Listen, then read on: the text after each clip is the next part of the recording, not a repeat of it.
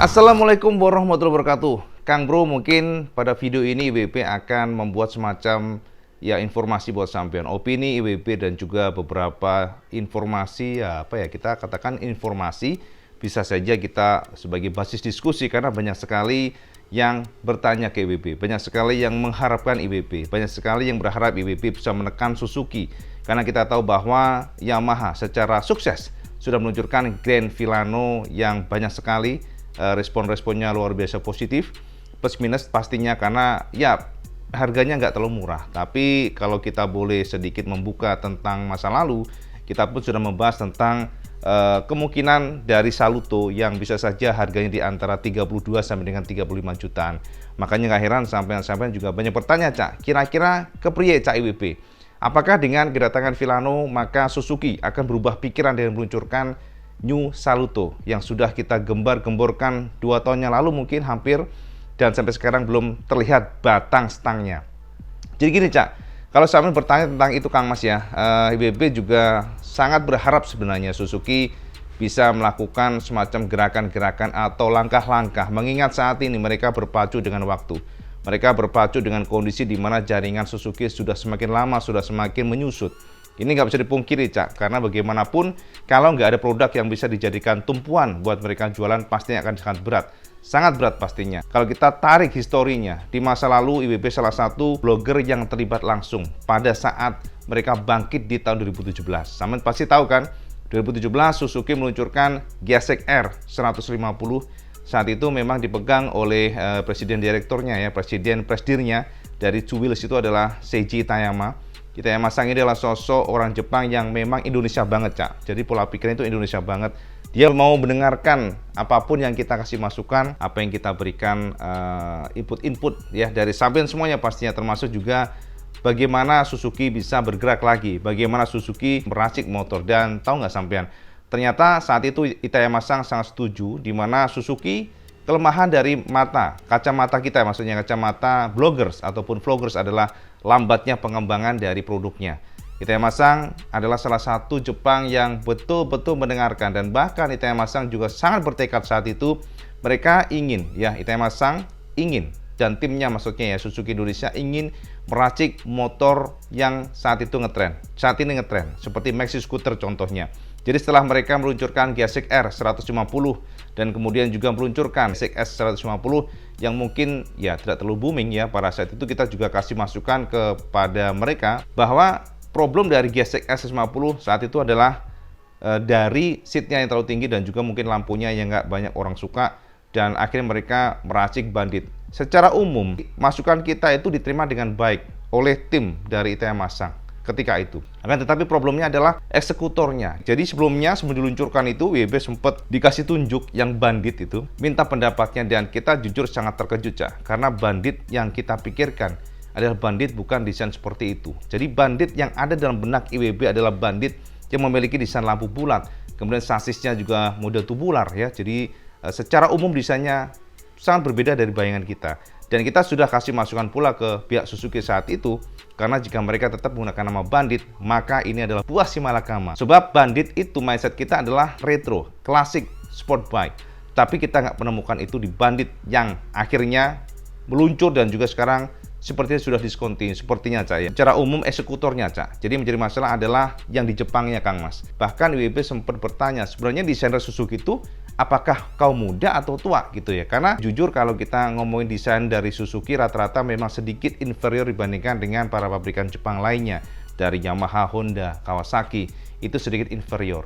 Seleranya, Cak, yang agak beda. Kalau bisa bajaklah desainer Yamaha, desainer mungkin dari Kawasaki, Honda kan bisa aja. Tapi ternyata informasi yang didapatkan, desainer dari Suzuki Jepang itu kaum muda, Cak. Jadi bukan kaum tua. Itu yang membuat kita juga kaget juga sih.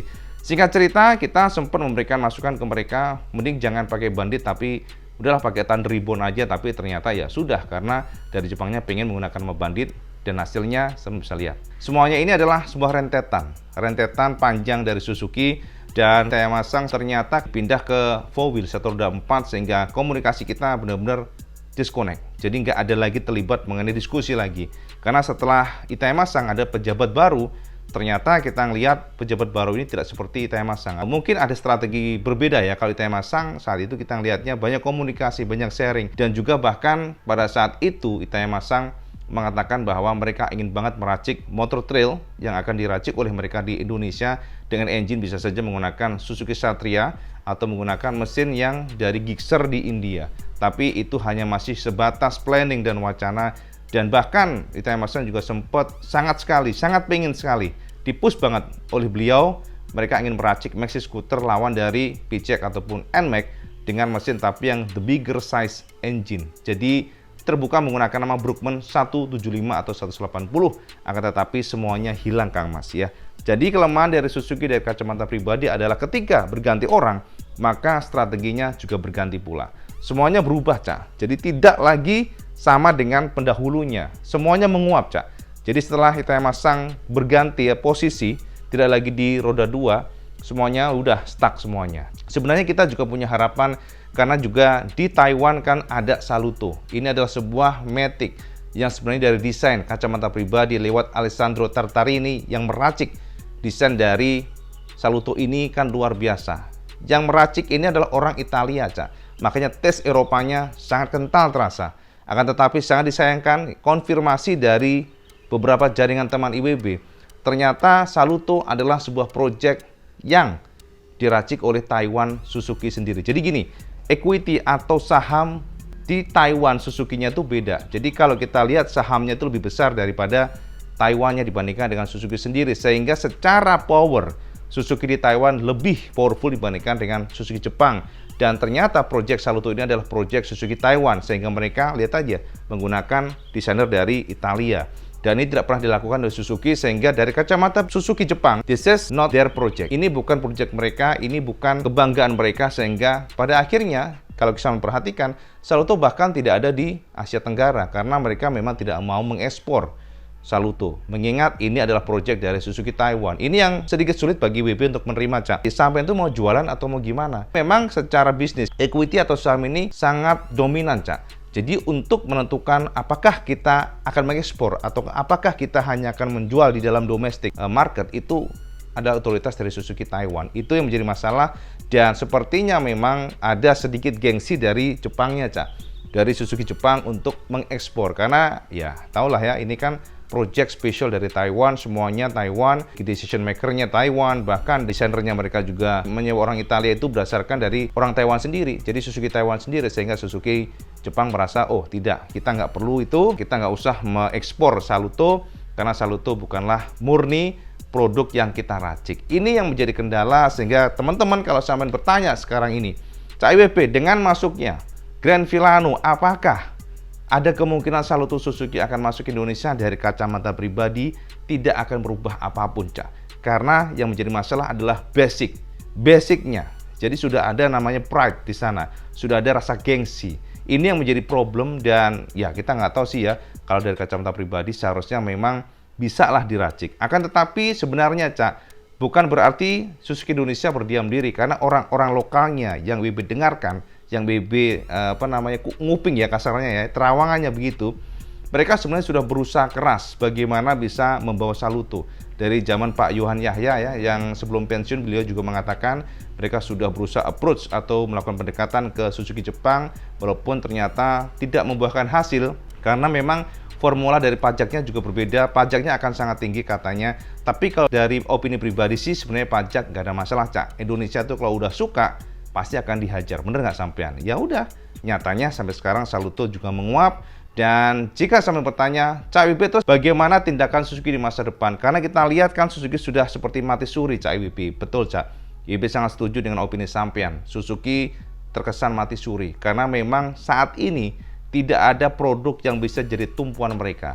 Kita lihat saja Satria F mandek, pengembangan mandek. Kita sudah berikan masukan sebenarnya ke Suzuki, kalau bisa life cycle-nya terlalu lama nih. Kalau bisa ayolah di-push lagi facelift yang terbaru, rubah itu stop lamp.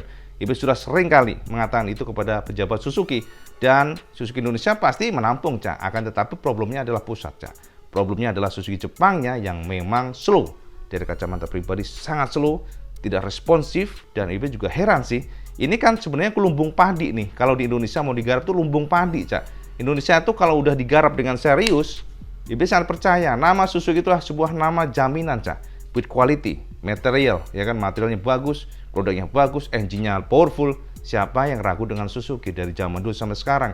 Tetapi problemnya saat ini adalah very slow research and developmentnya sangat slow. Tidak ada namanya inovasi-inovasi yang membuat kita wow, ya. Bahkan kalau dari fitur pun kadang-kadang kita katakan mereka nyaris, bukan kadang-kadang lagi, nyaris semuanya selalu mereka lambat dibandingkan dengan pendahulunya dulu jauh, Cak. Dulu Suzuki luar biasa, lainnya belum main, mereka sudah main. Contoh RGR 50, semuanya masih sport fairing yang ya kecil-kecil. Suzuki sudah menggebrak dengan 150cc yang powerful banget, dan mereka juga mendatangkan FXR yang kita katakan sebuah produk yang luar biasa karena memiliki speedometer yang sudah full digital di saat lainnya masih analog, dan juga swing armnya sudah model aluminium diecast banana di saat lainnya masih model kotak. Ini adalah beberapa contoh bagaimana Suzuki di masa lalu memang jauh lebih tajam. Kita harapkan sekali lagi dengan adanya gebrakan dari Grand Filano Yamaha, Suzuki berpikir, walaupun jujur, Cak, dari sisi pribadi memang sangat pesimis, bukan optimis, sangat pesimis. Siapa tahu tapi ya di masa depan ada keajaiban, di tahun ini ada keajaiban. Walaupun kalau sambil bertanya sama IWB sekarang, Cak IWB, terus kira-kira di tahun 2023 ini apa yang akan dilakukan Suzuki? Produk apa yang akan diluncurkan oleh Suzuki? IWB katakan kepada sampean di dalam Terawang di Pembenaran, IWB tidak menangkap adanya produk baru racikan lokal yang akan diluncurkan oleh Suzuki. Tidak ada. Jadi sampean jangan terlalu berharap banyak. Di tahun ini Suzuki akan menggebrak dengan produk terbarunya racikan lokal, maksudnya mungkin ya facelift ini, facelift itu. IWB belum menangkap itu, Cak. Ya, kita akan terawang lagi lah di bulan Februari. So, dari kacamata pribadi, Suzuki nantinya di tahun ini, maksudnya ya, mereka akan lebih fokus pada import. Jadi kalau kita lihat kan ada V-Strom ya yang sudah diluncurkan oleh mereka, dan juga ada Avenis, yang juga in the future sampean nggak usah banyak berharap kalau produk dari lokal. Sekali lagi, nantinya juga dari Terawang pribadi tetaplah produk impor didatangkan dari luar, dan fokusnya bukan dari Taiwan, bukan dari China, bukan, tapi dari India. Kenapa India? Karena Maruti Suzuki. Suzuki memiliki saham yang sangat besar di sana, sehingga semuanya role model nanti akan mengambil dari Suzuki.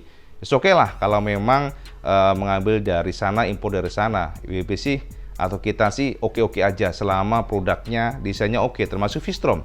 V-Strom sesuai dengan selera kita.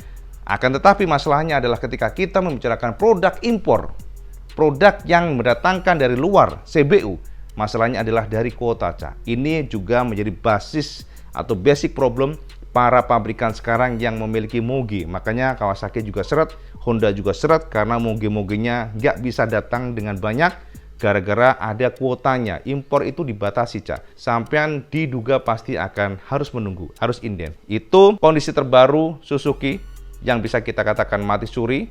Tapi kita tetap berharap ada tindakan-tindakan gebrakan di tahun ini.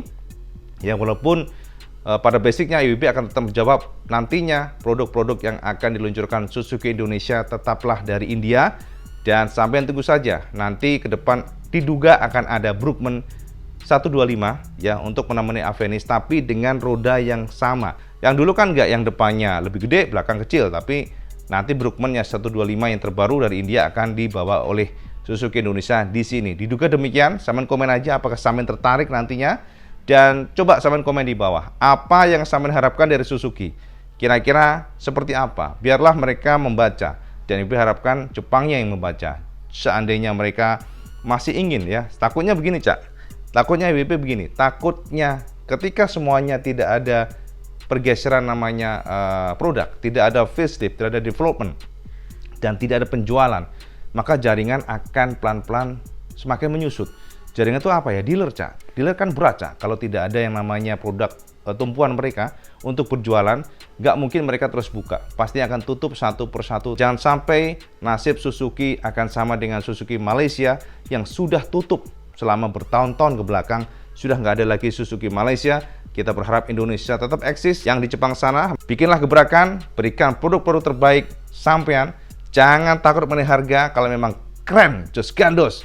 WP yakin sampean pasti akan membeli motor racikan dari Suzuki, entah itu Brookman 175 yang terbaru. Sekarang sampean komen cak, Saluto atau Brookman 175, sampean setuju nggak? Sampean komen di bawah. Kita sudahi dulu video ini, dan seperti biasa kalau sampean suka video sampean like, share, dan subscribe. Ojo lali sampean sholat lima waktu, karena yang paling penting. Assalamualaikum warahmatullahi wabarakatuh. Selamat segandos.